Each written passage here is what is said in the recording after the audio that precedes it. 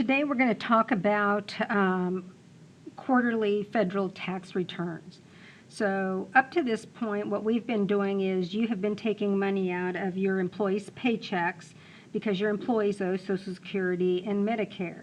And then we found out that you also owe, as an employer, that same matching amount, and that you also have your own employer payroll taxes like unemployment.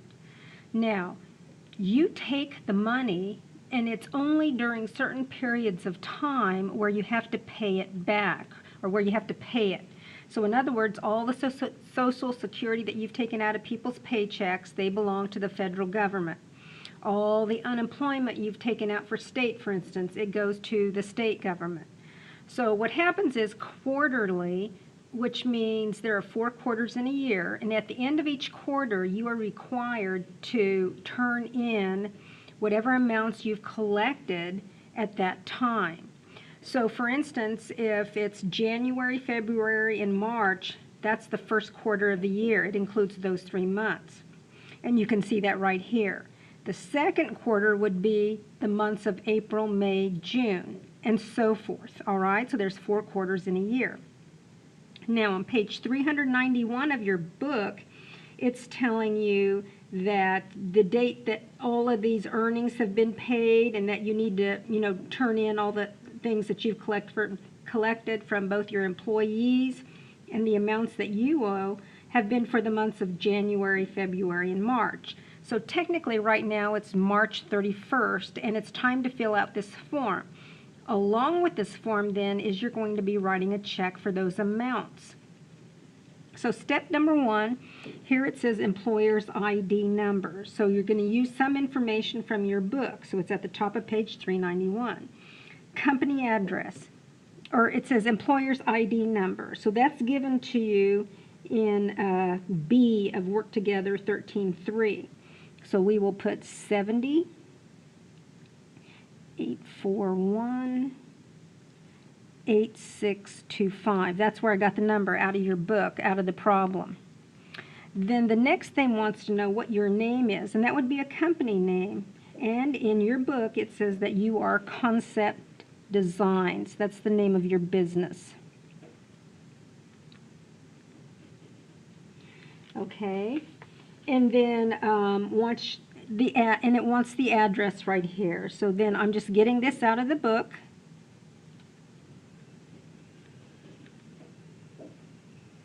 And then it says your business is in Napier, Illinois, and we'll put the 2-letter abbreviation, and then your zip code 605404158.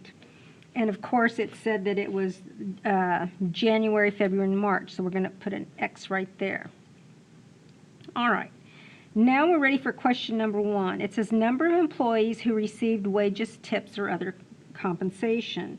And in number C in your problem in the book, it tells you that you have 8 employees. So the number 8 goes there. Number 2 says, what is the amount of wages, tips, and other compensation? So they're talking about these 3 months, January, February, and March.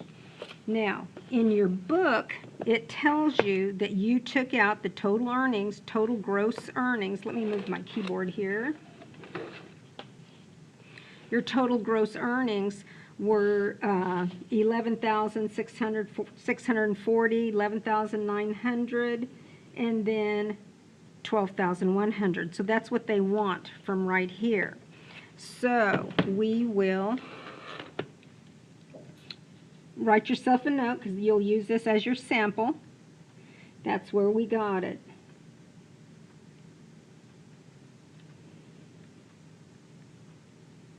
Okay?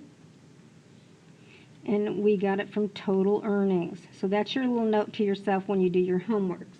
So when I added these 3 up, it's 35,000, sorry. $640. Number 3, income tax withheld from wages, tips, and other compensation. So when we look at our book right here, what was the amount of federal taxes that we took out? Because it says on number 3, income tax. So it is the 698, the 718, and the 728. So we're going to add those all up. And we're going to get, here, we'll go ahead and write this down so you'll know for next time. It was the 698 plus 718 plus 28. You took those out of your employees' paychecks.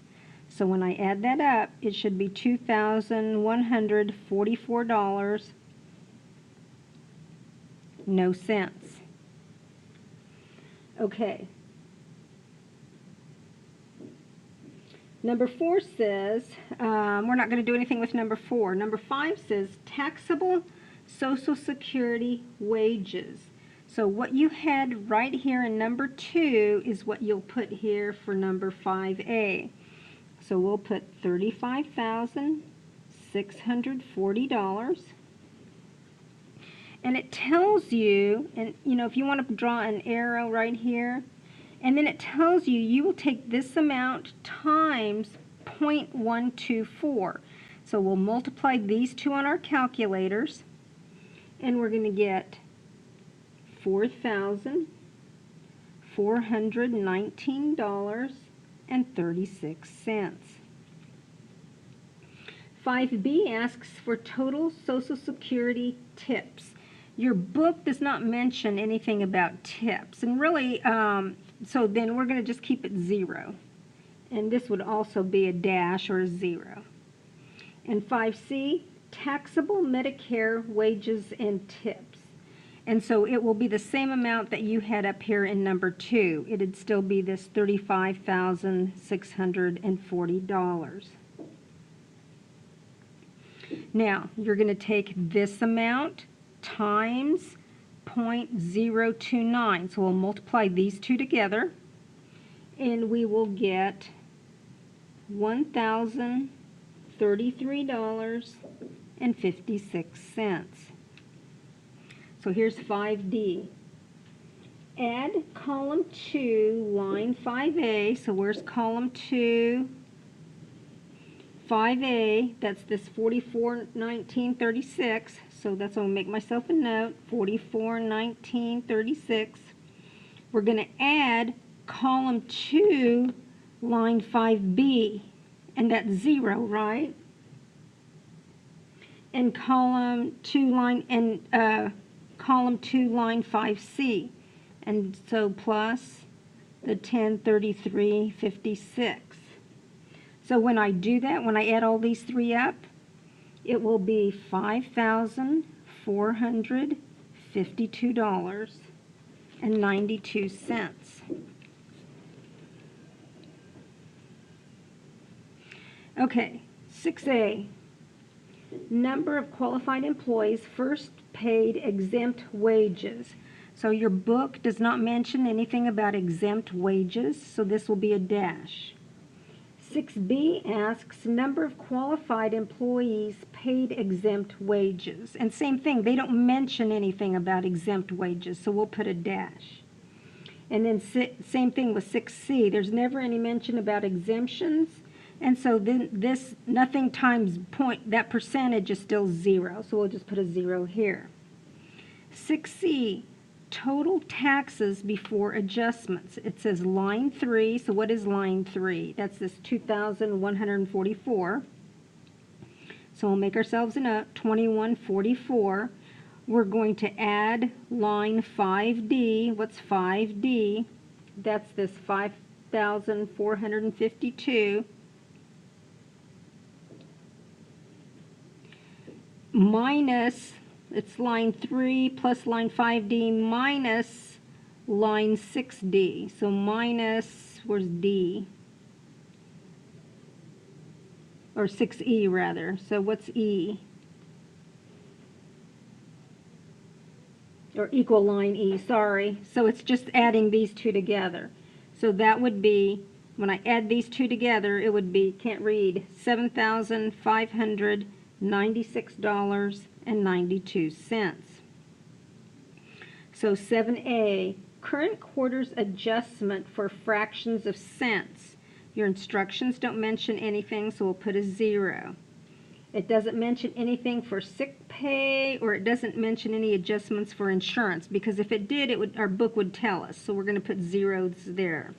And number 8, total adjustments, or number 8 says total taxes after adjustments.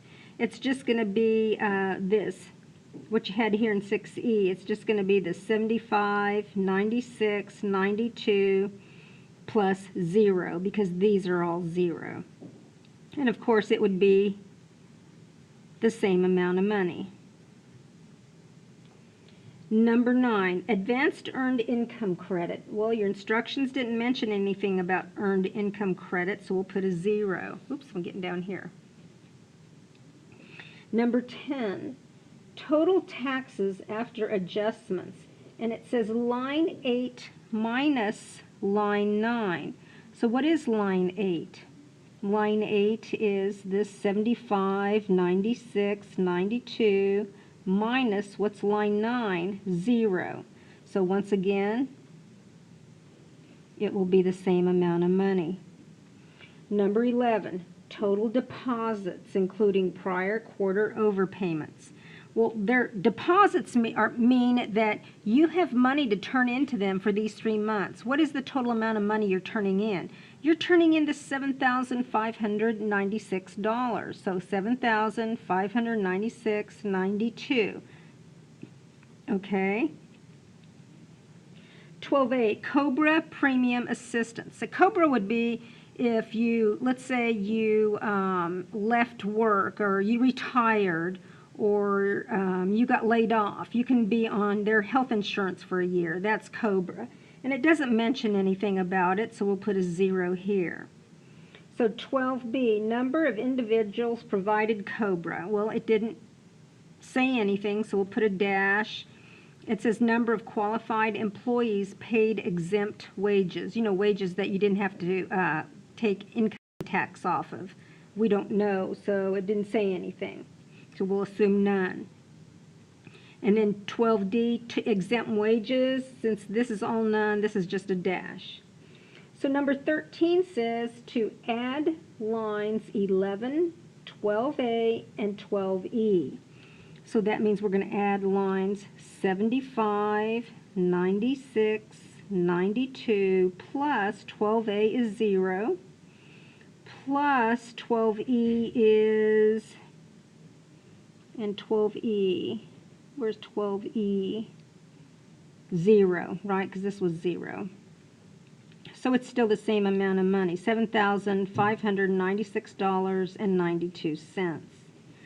Balance due. If line 10 is more than line 13, so is line 10, here's line 10, is that more than 13? No, it's the same. So that will be 0. Overpayment, we don't have any kind of an overpayment. That's not what we're doing. So we have the front part filled out. So now let's go ahead and let's turn our page over here. And it wants your state, so we'll put this here. And then let's go ahead, and it says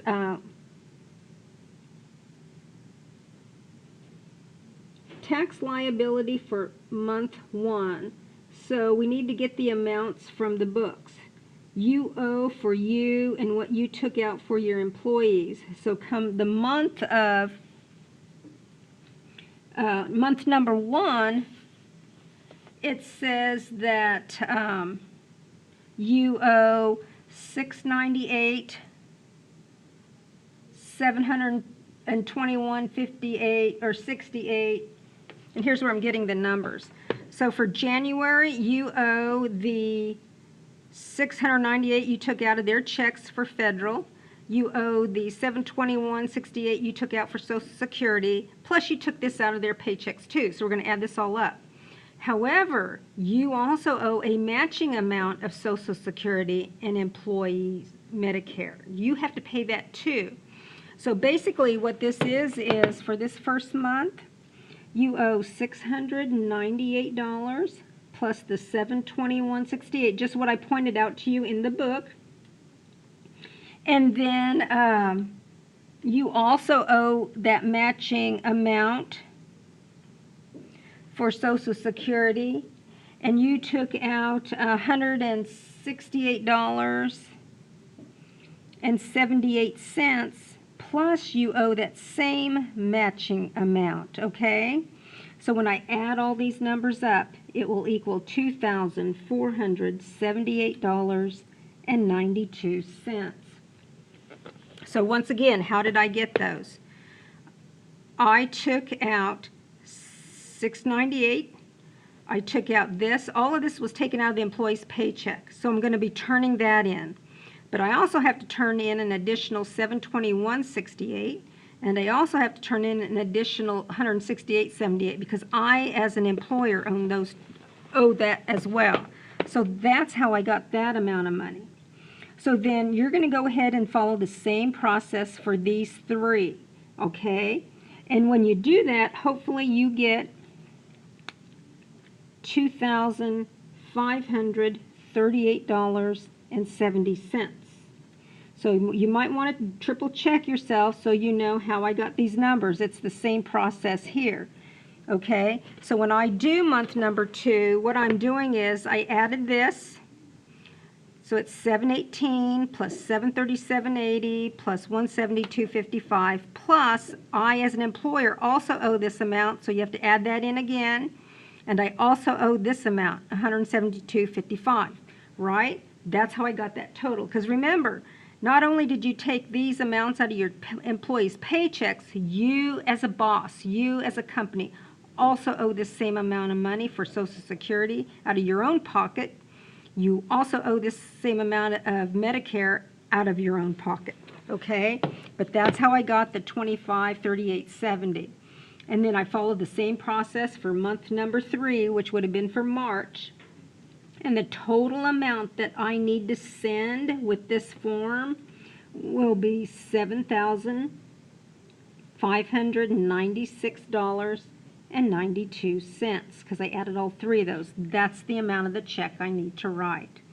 So that is how you complete an employer's quarterly federal tax return.